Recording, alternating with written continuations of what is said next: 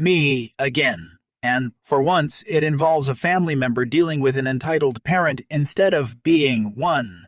I figured I'd share since I just got home from this happening.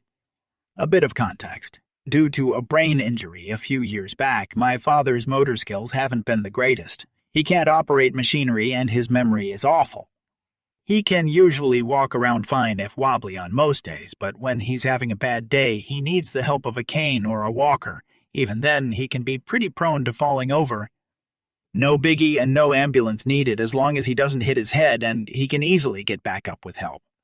So he's with me as we're on a grocery run since he insists on paying. I'm carting our stuff back to the car and he's hobbling alongside me with his cane as it's a bit of an off day for him.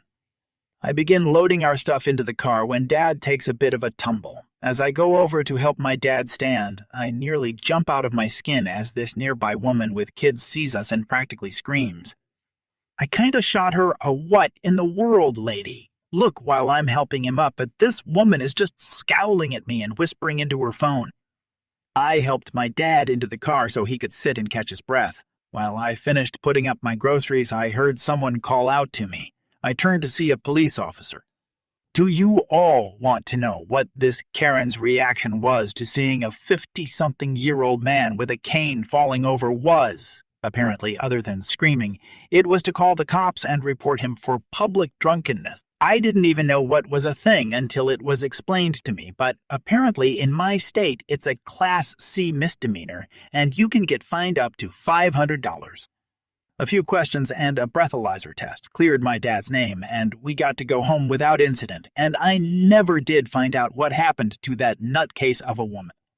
But what kind of backwards worldview do you need to have in order to look at an elderly person who's fallen over, see that they have a cane, and think a drunkard and hazard to polite society? Edit. Thanks to those who informed me that apparently the cop busting out the breathalyzer was uncalled for. If I had known, I definitely would have spoken up about it. Brush up on your local law. Kids, it could save you some trouble. So, a few weeks ago, this entitled neighbor demanded I hand over my video games to her because she can see me through the windows playing, and me playing video games doesn't sit right with her.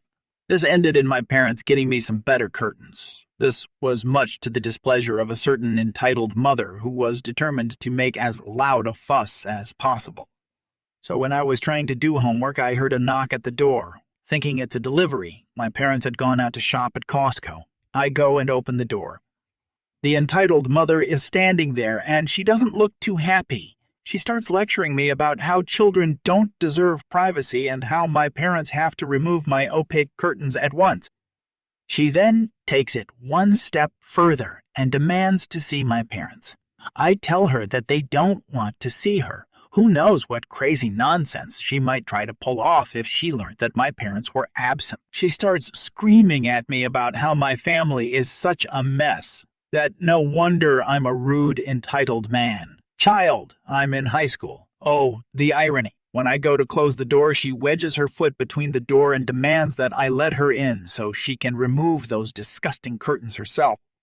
I pull out my phone and tell her that if she doesn't get off our property, I'll call the police. She starts crying harassment, calls me a brat one more time, and appears to run away. I close the door and go back to my room. I have these weird one-way curtains that let me see out of my room but don't let anyone see in. So I notice her sneaking back up the path and trying to stare into my room. I just keep doing my homework, and she sulks back into her house after failing to see through my curtains. For clarification, I'm in high school. Before you all go irresponsible, parents leaving you at home, I'm over 13 and legally allowed to be home alone. A friend and I were having lunch this afternoon. It was the tail end of lunch, so not too crowded. The entitled mom, Karen, her two kids ages around 3 and 5, and her friend are on the other side of the restaurant. She and her friend were chatting away, not really paying attention to the two kids who were getting squirmy and restless. The two kids eventually started wandering around, then running around and squealing. The older one ran into my chair and a bit later crawled under our table. The younger one curled up in a ball under his mom's legs and stayed there. My friend and I called out to her to get her kid away from us. She waved us off. I tell the kid to get moving. So he whines a bit, then crawls all the way back to his own table, then starts running around the restaurant. The server tells him to stop and asks where his mom is. He pouts, then dives under our table, shaking the table enough to knock a glass over. I tell the mom to get her kid out of here right now. I'm done. So she gives me a dirty look, grabs him, and pulls him away. He starts screaming. I tell her to keep him under control and away from us. If he can't behave, then go home. I can deal with kids, but not when they're in my face and my space, uninvited. A bit later, Karen and her friend are still yakking away, and the kid starts running around and being a turd again, knocking into tables, yelling, etc. Well, he tripped and fell into the back of a chair and started wailing. This happened about 6 feet from me. I mean, I feel for the kid, but he's not mine, and I'm not going to touch him. Karen marches over, gives me a dirty look, and tells me I should have done something to help. He's hurt. How can I let him cry like that? Ma'am, you're his mother. That's your job. And this happened because you weren't watching him. Do better next time, and don't expect strangers to parent your children for you. This happened around a year ago, so my memory of the whole incident is not so great. My friend Jackson and I were working at a supermarket because we were having trouble trying to pay off rent for our apartments, and if we didn't do something about it, we would be in huge trouble. So, we were going through this one aisle where there was just a lot of glass, where we see a kid climbing on the shelves. The following conversation ensued.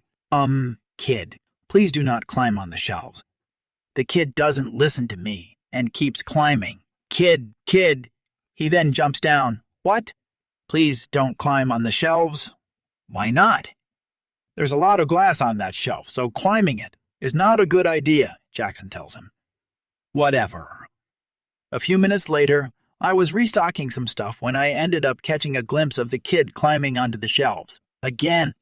Kid, please don't climb on the... Of course, right when I was about to warn him, I heard a small rumbling sound when he jumped down. Jackson and I end up pushing the kid out of the way just as the shelf fell. There was broken glass everywhere. Some of the shards got into my left leg, and Jackson got huge shards of glass stuck in his right arm. The shelf falling got the attention of his mom, and the next thing we know, we were facing Karen and her sobbing kid. Karen runs over and starts shrieking like a dang banshee.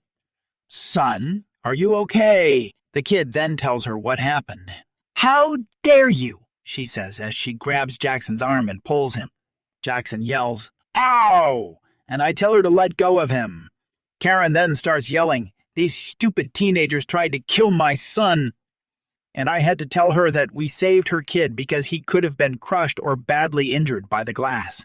Now, at this point, Jackson's arm is bleeding since it got cut and Karen is screaming at him. I didn't really see the rest of it before the cops arrived because I ran off to get the manager because this was already getting out of hand and it was hardly even 2 minutes. When I come back with my manager, I see Jackson about to be escorted by the police, with Karen watching smugly. What is going on here? The police tell him what they heard happened, which was a twisted version to make Karen the victim here. That's not true. Oh, and what makes you say that? Security cameras, Jackson tells her. I can show you the footage if you'd like, the manager suggested. Sure. We showed the cops the security tapes, and they ended up seeing everything that happened. Long story short, we ended up pressing charges.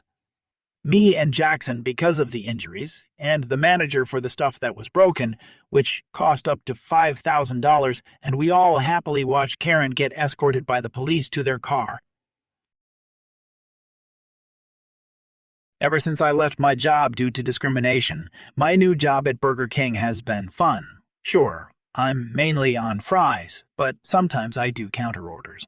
One shift, our broiler for burgers had broken, so we either A, serve our fried stuff, H Kings, nuggets, fries, etc., or B, nuke the Impossible Patties, which taste horrid and smell so bad. We had gotten a lot of people drive off or leave. They've been civil, but this one woman stuck out. I was standing at the fry station keeping tabs on the order board in case an order came through. It was slow going because people weren't ordering because of our broken broiler. My school friend, who is also my coworker, was on the drive-thru and unbeknownst to me, Karen was at the order board. My friend greets her, "Hi, welcome to Burger King. Unfortunately, our broiler is broken, so we can only serve our fried food, big fish, and chicken sandwiches." She drives off. I tell him, "You must be tired of saying that all the time." Yeah, it's like a customer service voice. Speaking of customer service, someone is at the counter. I go over to the counter and there's Karen and her kid. "Hi, welcome to Burger King. Unfortunately, you don't need to say it. Your lazy coworker over there already said it. She probably doesn't want to make burgers and is lying." She's not being lazy. Our broiler is really broken. The engineer was supposed to come in, but now he's saying it's Sunday. Another excuse. Your generation is so useless. Her kid yells, "Mommy, I want my burger." She then turns to me and says, "Fix that for me, then break it for the others. I want a kid's cheeseburger meal." We cannot do that. If you ordered the Impossible Whopper, we could make it in the microwave, but I had a bad feeling I said something wrong because I swear to God her eye twitched and a vein popped on her forehead. My feeling was right because that's when the yelling started. Really? You put food in a microwave? You are cheap and lazy like every other fast food restaurant. You don't care about the health and safety of your customers at all. This really stung because everyone back there was wearing masks, and I'm strict about wearing gloves. The yelling caused my manager to come out. "What's with the yelling? Your employees are lazy and don't care about customers. Fire them." Well, our broiler is broken, and you're just as bad as the employees. Lazy, lazy, and more lazy. "Ma'am, I will not tolerate your behavior. I want you to leave now." As she stormed off, I was in shock. My manager normally likes to be like a jokester yet caring older brother, but I've never seen him get mad like that. For all my 27 years of life, my dad has been entitled. He is under the belief that everyone needs to drop whatever they are doing to help him, but doesn't lift a finger to help any of us. If a conversation does not involve him, he doesn't care and will quickly change the subject to himself. He also believes that everyone in the house should have the same hobbies as him and that everyone else's hobbies are stupid. I can go on, but let's get to the most recent story. I have moved in with my parents to help my mom while I finish college. My niece, 3, also lives with us. Ever since my niece came to live with us, my dad's temper has been on an even shorter fuse. A couple weeks ago, my mom turned on all the lights in the dining room while she set the table. My dad came in and asked if she needed all the lights on. My mom said no, and that she will turn them off once the table is set. For whatever reason, this sets my dad off and he starts yelling at her. Mom starts yelling back. I guess this threw him off because she normally doesn't argue back. He starts to storm but turns back and flips the table. All my mom's nice plates and bowls go shattering on the floor. My niece, at this point, starts crying. He flings a desk chair in her direction. Luckily, this is about when I came inside and the chair hits me instead. After that, he left for the night, to a bar or his side piece, and I told Mom she needs to make plans to leave. This wasn't the first, nor is it going to be the last. She agrees but finds it hard to leave because this has been her whole life. She says he has his sweet side, but after he nearly hit my niece with the chair, I am done. I have finally convinced my mom to leave, and we are preparing for a quick exit. No warning or anything. Once he goes on his trip, we are gone. This is going to hurt my dad more than he knows. He doesn't do any household cleaning. He also doesn't keep up with the bills or maintain the land. That's all my mom and me. I wouldn't be surprised if he has to sell the house and land because he won't be able to afford it on his own. We shall see.